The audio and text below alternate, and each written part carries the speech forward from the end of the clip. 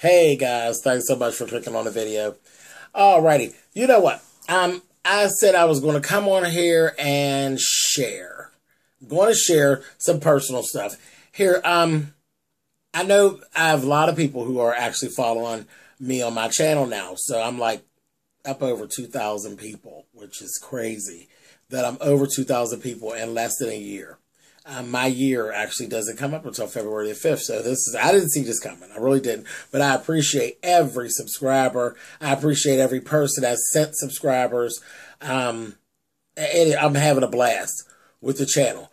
But I do a lot of tag videos. So you're seeing different tags, and then the tags are actually going over food and just life stuff. So you're learning a lot about me. There's one thing about me that there's some questions out there about, and you all know that I make clothes, and I do hair, and all of this stuff, okay? I do all that stuff. But there's this one thing about me that some people have questions about, so I'm going to go ahead and address some of the questions now. I actually do female impersonation, drag, if you will. And it's not really a big deal. Never has been a big deal. But just some of the questions, I'm going to go ahead and clear up. Okay? So, one of the big ones, why? Why do you do drag? I do drag because I can. I'm not being a smart ass. That is part of the answer, because I can. Everybody, and I know you've seen this, everybody doesn't do good drag.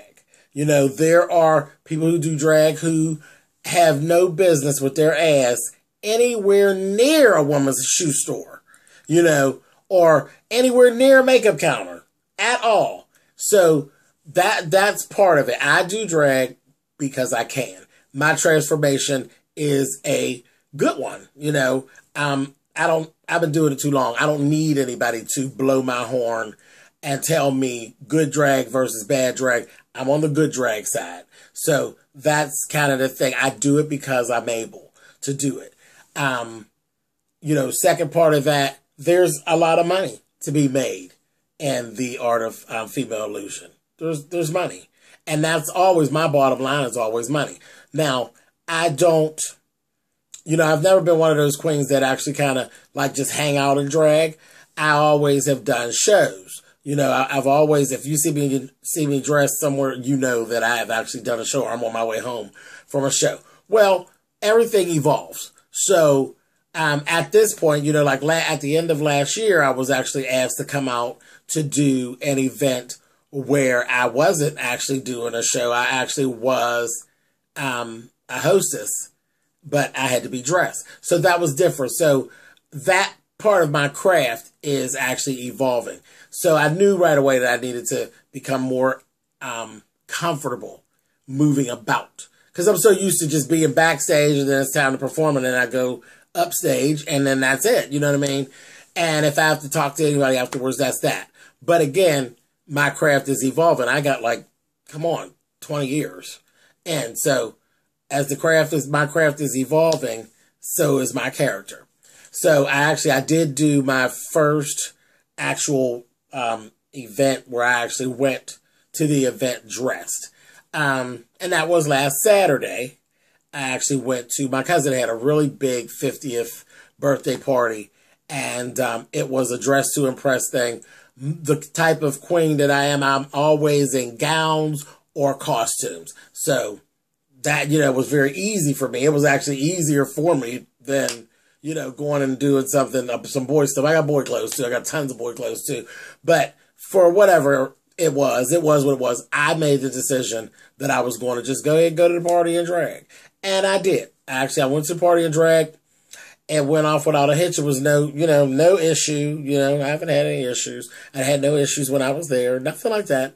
You know, again, it's her 50th. We're talking about people who are around the age of 40, 50. I mean, there shouldn't be an issue. You've seen a drag queen. You know, keep it the fuck moving. Of course, you know, I've heard different things in the neighborhood. Some people were really shocked as to like, well, why? Well, why not? Was actually my question. Why not? And I'm laughing because over half of the people in the room have all been to shows and seen me dressed. So why anybody even had any questions, I just didn't understand that. But, again, whatever. I've even heard that some people say, oh, I felt like that was disrespectful. But I guess that's another video for another time, isn't it? Had nothing to do with disrespect. It had to do with an outfit choice. And if you knew me, like really know me and were around me, if you've seen some of my outfits, child, I be gender bending so heavy at a point that all I needed was a damn wig. So again, it was really just an outfit choice. But anyway, the involvement of my character. I had a great time. I was down there at the party. Party was great. It was at our casino here in Pittsburgh. And that was, something, being in heels 5-6 hours. That's all, it all served its purpose. But whatever, I was very comfortable and I had a great time. So that's it. Why you do drag? Because I can. All right. How long? I started doing drag back in 93. And it's so funny because I never even considered it. And it's so funny because when you're dealing with your kids, sometimes you really should shut up. Like, just shut the fuck up and let them go.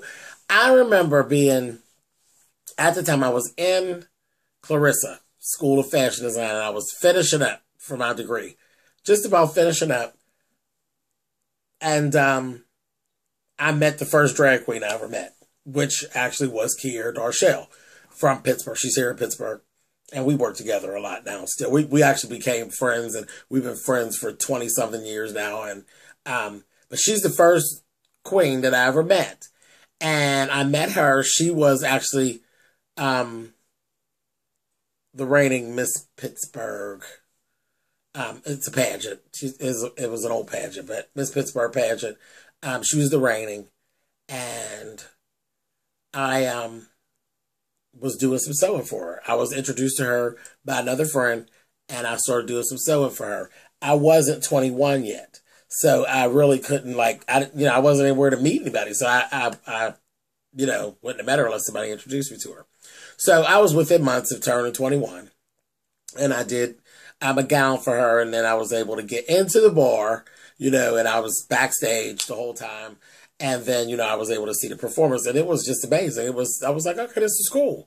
And I continued on, and I was making clothes for her. That was in 91, 91 going into 92. Okay? So, I never started, like I said, 93 is my time. I never started doing drag until 93. Well, that whole 2 years from 91, when I met Kiera and started sewing for Kiera, up to 93, I had started meeting other queens, and I was doing other jobs for other queens. There was just other, queens would come and they wanted different things. I was living at home at the time. So they wanted, different clothes, and I'm making clothes back and forth for folks. And I actually even did a wedding. I did a gay wedding back before it was even legalized, when they were basically just, kind of mock ceremonies. And I actually I did go to the wedding, but I had done the bridal gown for this queen. Was a good friend, turned out to be a good friend of mine who has actually passed on. Tamika Lachey was her name. But I had did her gown. So in the midst of this, my grandmother, I lived with my grandmother. And my grandmother and different family members are always seeing these people coming through. And I'm like, okay, whatever. What are you making? I'm making, clothes, whatever.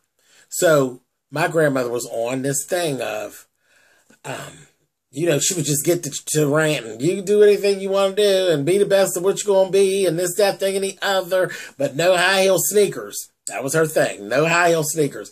And it's funny because I think about no daggone drag. I was doing what I was doing. Remember, with me, it's this, honey. So I'm like, yeah, come on. I'm making this money. Had no idea about anything like that. Cared less about it. I knew what drag queens were. I seen them on TV, but I had no interest in doing drag.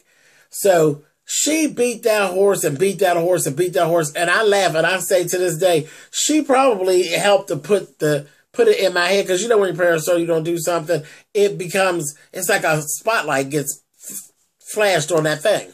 So I laughed. I said, oh, girls, you need to really stop, honey. And I would be ignoring. I'm like, girl, ain't nobody think about no goddamn drag going on somewhere. Child. So then I had a friend that lived across town. And his name is James as well. James Kissy. And he would always beg me. Oh, because there was like, once I became friends with this group of folks, there was like a whole different group of folks. There was a lot of them that actually did drag. And they were like, oh, well, you know, come on, you should let us just paint your face just one time and see what you look like. Well, I was like, no, I'm not really interested. It's no real big deal because, one, I've always looked like my mother from the door, like to a fault. You know, like there's been times when I've actually driven my mother's car when I had my hair, you know, I had hair and she had hair. I'm driving her car and people would tell her, oh, I've seen you, so forth and so on and so on. They didn't see her. They saw me. So, you know, to be mistaken for a girl, that was common. That was common for me. I was a hairdresser. I did all kind of things with my hair, you know, and it was any length. It would be one day is, you know, chopped off, you know, in a little short crop cut. One day it's at my shoulders. The next day it's down to my waist. You know, I did all that. I lived the life of a hairdresser. So to be mistaken for a girl was like common. It was no real big deal. So I didn't feel the need. I'm like, I don't want you painting on my face and carrying on. I'm not interested in doing what you all do. Now you want to buy some more clothes? I got you. You know, but no, I'm not really interested. So that kind of went on and went on and went on. And then one day I finally gave in and I let James go ahead and paint half my face. And he was so excited with himself. And I was just like, yeah, okay, I told you. You know, I knew. I already knew what it would look like. Come on. You know, whatever. So a little bit after that, that happened like in the fall. And I don't know, but things just kind of changed. My grandmother was still beating that drum and that dead horse, honey. Well, by the time we got to December, there's this queen that lives here in Pittsburgh. Her name is Eva Destruction. At the time, Eva had actually taken on the Miss Pittsburgh title at that time. Because it changes every year. It's just like a regular pageant. It was annual. And at this time is 1993. And Eva has taken on the title. And I'm sorry, it's 1990. Yeah. 1993. 1993. Because Kiera was Miss Pittsburgh 91, 92. And then we go into 92, 93 for Eva. It was the Christmas time of 93. And Eva, basically, we all would hang out at the bar all the time. So we all knew each other. And Eva would always say, I bet you are a pretty queen. Because we got into this whole conversation of who was all part of this little group that I was in. And Eva was saying, are you? And I said, no, I don't do drag. And she goes, I bet you were pretty. And that's when James steps in and is like, oh yeah, I did his face, blah, blah, blah, blah. So that's how it started. So Eva says, if you ever want to do a show, just let me know. Because I'm going to have this Christmas show. So you're more than welcome to do a spot on the Christmas show. Now, this doesn't happen like this all the time. Sometimes there's queens who really want to do shows who are fighting for a chance to do, you know what I mean? Because they're just fighting for a chance to do a show and it's just not available. So that kind of just, I don't know, that fell in my favor. You know that little thing when everything's supposed to just line up. So I decided, okay, I'm going to come on out. I went ahead and I made myself an outfit and got everything together. And I went on and I did that show. I did the show and I was up on stage for all of 4.5 minutes. And I was hooked. I was hooked from that day going forward. And then literally we moved on. Within a year, I began doing pageantry. Literally a little bit after that. So we're talking December. By the time we got to like May, I had already begun doing pageantry and I won my first pageant that May of 94. So, very, very interesting. And that's kind of how it all got started. That's how I got started doing drag. And then I started to see the money. You know, the money was always the thing. It was always that green line. It wasn't about, you know, it was about money. And I enjoyed what I was doing. I wasn't doing anything wrong. I walk in there and I leave out with hundreds of dollars. And I haven't sold any drugs or anything like that. Hey, it was what it was. So that leads me to another question. And this is the last question I'm going to actually answer about this. So that's kind of the origins of where I started drag. Okay. So, do you want to be a woman? Which is the most ridiculous.